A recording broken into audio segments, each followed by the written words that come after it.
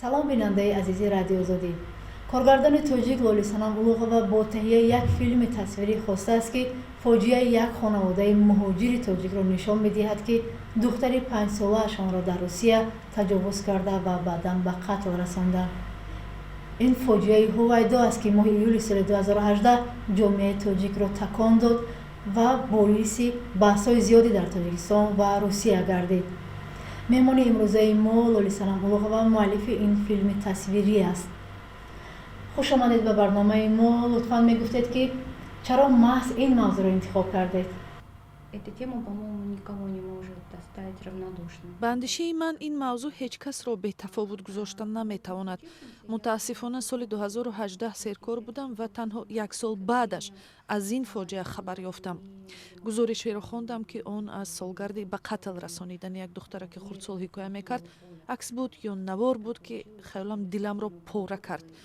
ман дарди падар ва волидайни ӯро эҳсос кардам. мегӯянд ки эҷодкорон одатан эҳсосӣ мешаванд, аммо ин ҳодиса воқеан маро сахт такон дод. дар аввал фикр кардам ки сценарияро навишта як намоишномаи хурде таҳия мекунам, вале ҳар боре ки матнро аз сари нав мехондам чизе гулӯямро мегирифт ва гирьяам меомад. тасмим гирифтам коре кунам ки ҷомеаро ба ин масъала ҷалб кунам. дар доираи як лоиҳаи бохтариён сценарияро пешниҳод кардам ва пирӯз шудам. онҳо барои таҳияи ин филми тасвирӣ бароям кӯмаки молӣ карданд. пеш аз ҳама ин як огаҳие ба падару модар ва кӯдакон буд ки бояд ҳамдигарро назорат кунанд. мушоҳида мекунам ки инсонҳо нисбати мушкилоти ҳамдигар то ҳадде бепарво шуданд. як саҳна аз ин филми тасвириро мехостам шарҳ диҳам.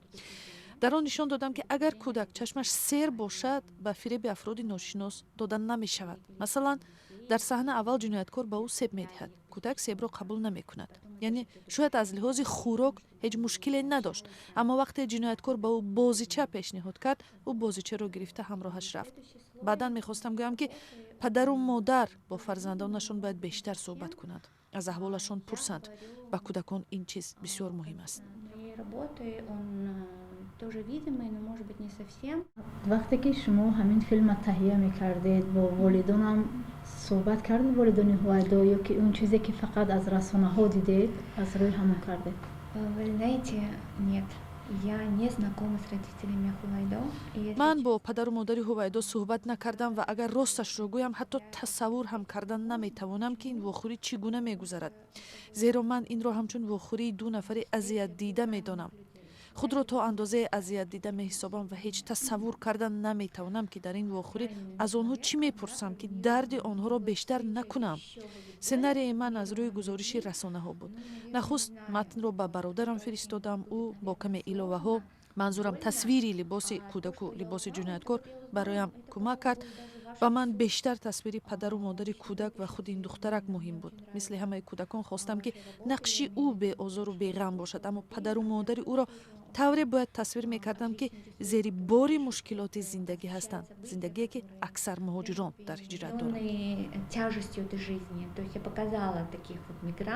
бо қулфи баста нишон додани дари додгоҳӣ ба чӣ маъне буд? оё мешавад гуфта ки адолати додгоҳӣ нисбати волидони Ҳувайдо ва умуман муҳоҷирон баста аст? Я просто использую метафору. бо ин қулф нишон додане будам ки мурофиаи додгоҳи хеле тӯлонӣ мегузарад ва агар аҳамият дода бошед, ин қулф тиллоӣ аст. падару модари кӯдак чанд фасли солро пушти дар сипарӣ мекунад. аз ҷониби дигар, вақте дар кишвари дигар кору фаъолият мекунӣ, мардум аз пушти панҷара рӯяд менигаранд. аслан муҳоҷирон дар он ҷо мушкилоти хеле зиёд доранд, аммо надонистани забон тамоми душвориро дучанд мекунад. бештари муҳоҷирон нафароне ҳастанд ки натавонистанд дар ватан ҷои муносиб пайдо кунанд. аммо ин мушкили на танҳо тоҷикон, балки тамоми муҳоҷирон аст ки ҳуқуқашон бештари вақт поймол мешавад. ба ақидаи ман набояд ки дар бораи ин масъалаҳо эҷодкорон фикр кунанд. бояд мушкилоти онҳо дар сатҳи давлатӣ ҳал шавад. дар як саҳнаи филм дида мешавад ки ҷинояткор бо сарорӯи баста мавриди ҳамлаи кирмҳо қарор мегирад. оё бо ин саҳна шумо чӣ гуфтан мехостед? Я использую метафору. ин танҳо ташбеҳ буд. мехостам нишон диҳам ки табиат аз ин беадолатӣ ба шӯр омад ва худаш ин ҷинояткорро ҷазо дод. дар як саҳнаи дигар, ҳангоме ки ҷинояткор мехоҳад осори ҷинояташро пинҳон кунаду ҷасади кӯдакро оташ занад, бод монеи кораш мешавад. хостам ба ин ташбеҳ эътирози табиатро нишон диҳам. рости гап дар бораи ин зиёд фикр кардам ки оё ман ҳуқуқ дорам ки ӯро ҷазо диҳам. то ҷое медонам ҷинояткор ҳанӯз ҷазои сазовор нагирифтааст. аз ин рӯ ба хулоса омадам ки дар филми тасвирӣ табиат ӯро ба ҳамин тавр бояд ҷазо бидиҳад.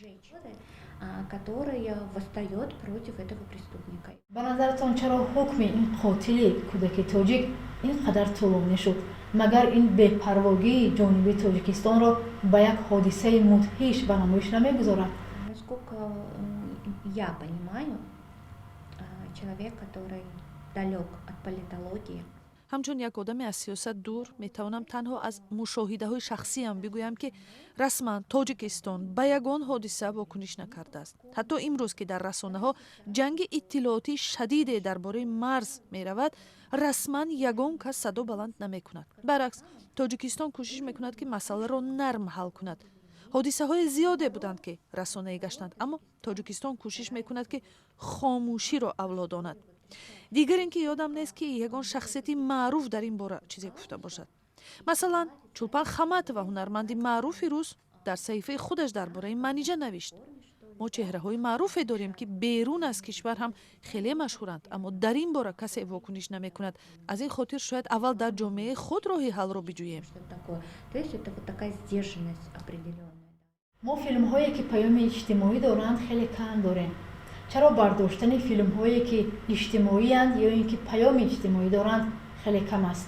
сказать, что их нет, ну вот совсем нельзя, понимаете? аслан гуфтанд ки хеле кам аст шояд нодуруст бошад. эҷодкорони зиёде дорем ки хеле асарҳои хуби иҷтимоӣ доштанд, аммо расонаӣ кардану ба ҷомеа расондан масъалаи дигар аст. инҷо мехоҳам қайд кунам ки одатан фарҳанги тоҷикӣ каме шоирдӯст аст. дар ашъор бештар васфи ишқ ва ватан, ишқ ба ёр, забон, модар дида мешавад. мушкилоти ҷомеа ҳеҷ ба маданияти ин фарҳанг рост намеояд. мо рассомони зиёде дорем ки мехоҳанд аз мушкилот гӯянд, ба риштаи тасвир кашанд, аммо масъалаи дигар ин аст ки онҳо баъдан корашонро фурӯхта наметавонанд. инҷо масъалаи молӣ низ ҳаст ки бояд ба назар гирем. мо як рассоми хубе дорем бо номи Раҳим Сафаров. ӯ як расми бисёр хубе дорад ки дар он як кӯдак бо асобағал назди 3 растаи мева истодааст. маълум аст ки рассом аз мушкилоти ҷомеа мехост гӯяд, аммо тасаввур кунед ки ин кораш 10-15 сол боз миёни расмҳои дигараш мондааст ва касе намехоҳад онро бихарад. аз ин хотир шояд эҷодкорон масъалаи молиро ҳам фикр кунанд. нахуст намоиш кай аст ва оё нақшае доред ки дар оянда инро дар ягон озмунҳои байналмилалӣ пешниҳод кунед? Дело в том, что работа была сделана в рамках арт-резиденции. гап сари ин аст ки ин кор дар чаҳорчӯби як лоиҳа буд ва бояд дар як ҷашнвораи моҳи ноябр ҳам ба намоиш гузошта шавад. вале дили ман мехоҳад ки пеш аз ҳама шаҳрвандони худамон аз ин кори ман бохабар шаванд. агар вазорати фарҳанг ба ин кори мо таваҷҷӯҳ кунаду филми тасвириро дар шабакаҳои телевизионӣ ба намоиш гузорад, ба назари ман хеле хуб мешуд. Вот чтобы они больше знали о моей работе.